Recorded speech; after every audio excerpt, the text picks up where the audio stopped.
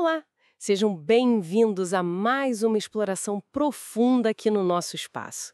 Hoje, o nosso foco é desvendar aquela máquina complexa, né? O Sistema Financeiro Nacional do Brasil, o SFN. A gente tem aqui uns materiais visuais, uns esquemas que vão ajudar a gente a entender melhor. A ideia é sacar não só o que é o SFN, mas, sabe, como ele opera, quem manda em quê, as regras e por que isso tudo importa tanto, né? Para a economia do país e, claro, para o nosso bolso. Esses gráficos vão ser nosso guia. Ok, vamos lá. Vamos começar a desempacotar isso. Perfeito. É um ótimo ponto de partida. Porque, antes de tudo, é bom pensar no sistema financeiro hum, como se fosse o sistema circulatório da economia, né? A função principal dele é essa: levar dinheiro de quem tem sobrando, os poupadores, digamos, para quem está precisando para investir ou consumir, os tomadores. O SFN, então, é toda essa infraestrutura que o Brasil criou para fazer esse dinheiro circular, de um jeito organizado e, espera-se, eficiente, claro.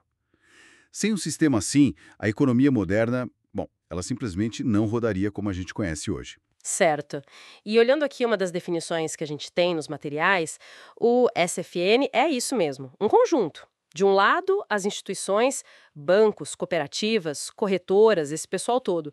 Do outro, os instrumentos financeiros, empréstimos, ações, títulos, tudo que o pessoal usa para movimentar o dinheiro. E a palavra que parece central aqui é intermediação financeira. Parece técnico, né? Mas é. É simples, na verdade. É só facilitar um encontro. Quem tem capital, encontra quem precisa de capital. O banco, por exemplo, faz muito isso. Exatamente. Uma pessoa que guarda dinheiro no banco é um poupador. Aí uma empresa pega um empréstimo nesse banco, ela é uma tomadora. O banco fez a ponte. Isso. E essa intermediação é a primeira grande função do SFN que os materiais mostram. As instituições financeiras atuam como essa ponte. Elas captam de quem poupa e direcionam para quem precisa.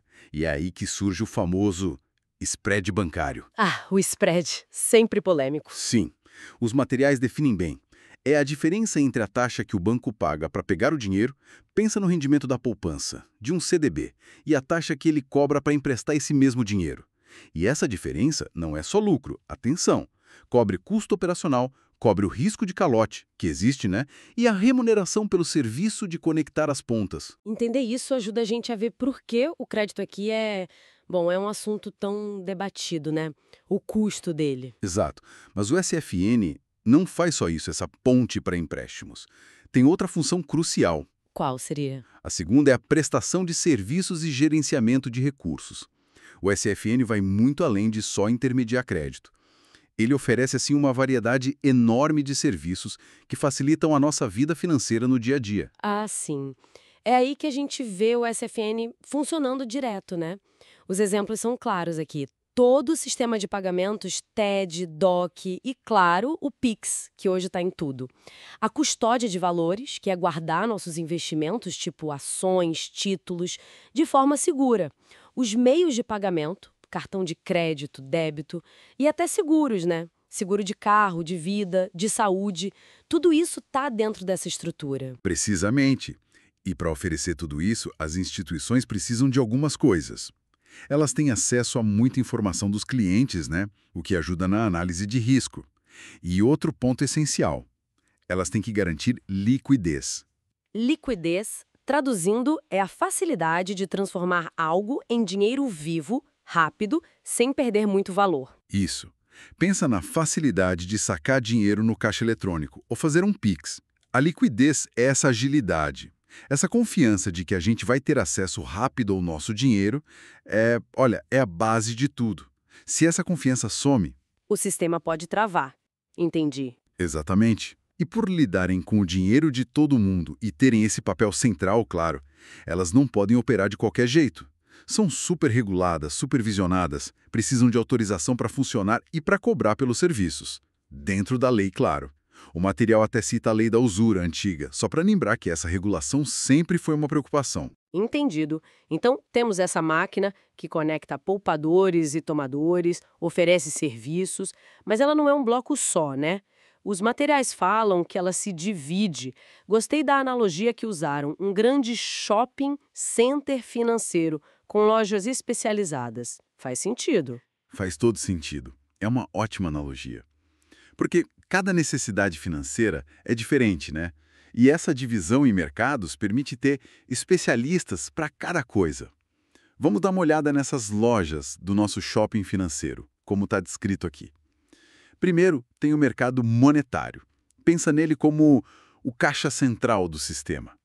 Operações de curtíssimo prazo, principalmente entre bancos e o Banco Central, usando títulos públicos. É aqui que o BCB mexe os pauzinhos para controlar o dinheiro na economia e influenciar a Selic, a taxa básica de juros. É mais um mercado de bastidores, assim. Ok, o monetário é mais para eles lá se acertarem. E para o público geral? Aí a gente vai para o mercado de crédito. Esse sim é onde a maioria das pessoas e empresas mais interagem. É a loja dos empréstimos e financiamentos. Crédito pessoal, financiar carro, casa, capital de giro para a empresa. É o coração da intermediação que a gente falou. Faz sentido. E para quem precisa de moeda estrangeira? Tem o mercado de câmbio, a casa de câmbio do shopping. Compra e venda de dólar, euro, etc. Essencial para viagem, para quem importa, exporta. E para investimentos mais de longo prazo, tipo ações? Aí a gente sobe um nível, para o mercado de capitais. Esse é focado em investimentos e financiamentos com prazos maiores. É onde fica a bolsa de valores e as corretoras do nosso shopping. Aqui, empresas captam dinheiro direto dos investidores, vendendo ações ou títulos de dívida, as debêntures, e os investidores buscam retorno aplicando nisso.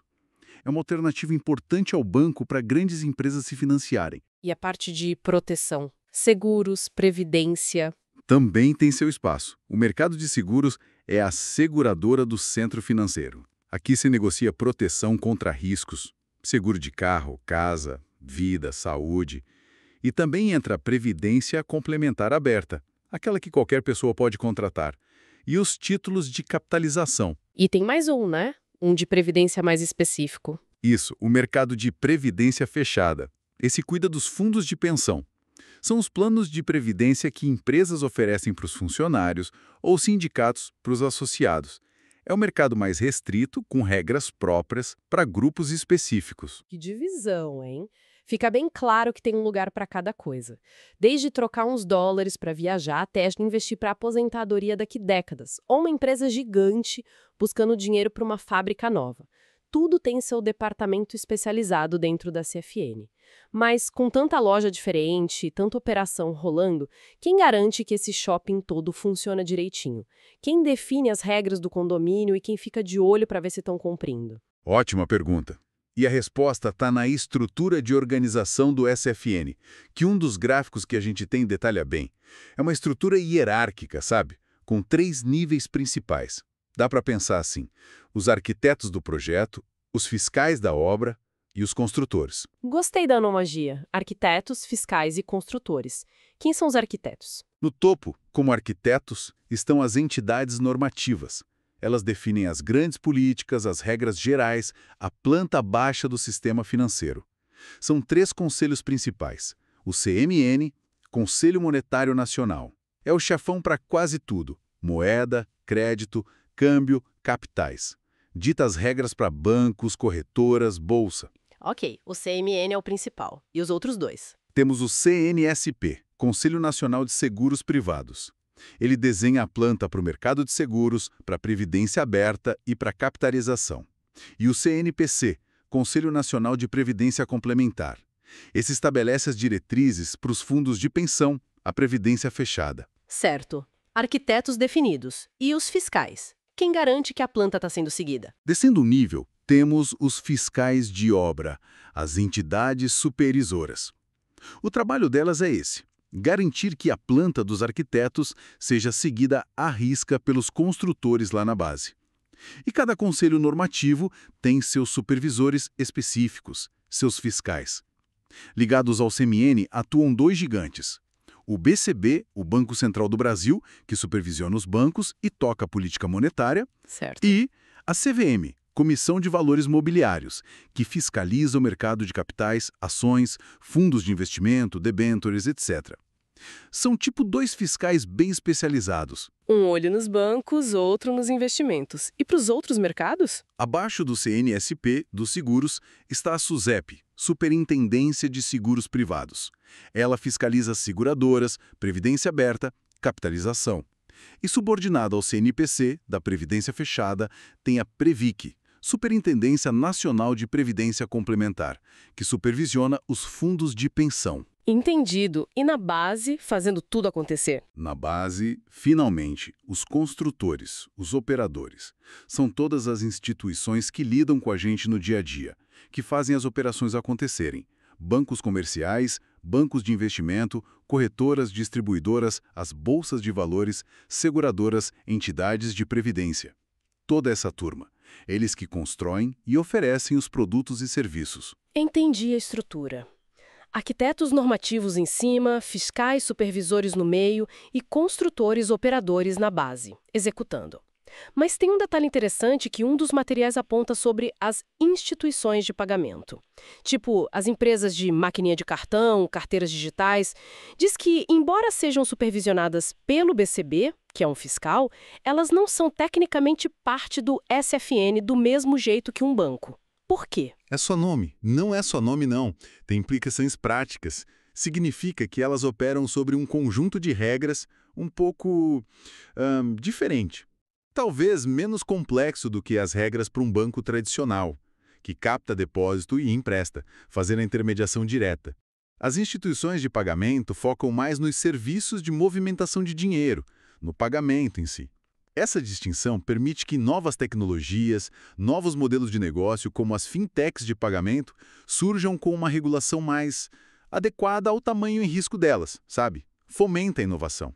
Mas, claro, ainda ficam sob a supervisão do Banco Central para garantir a segurança. É uma área que está sempre mudando e evoluindo muito rápido. Interessante essa nuance. E como essa supervisão toda acontece na prática? O material fala de 2 tipos de regulação. Sim, existem 2 formas que convivem. A primeira é a regulação governamental. É feita por essas entidades supervisoras que a gente listou, BCB, CVM, SUSEP, Previc.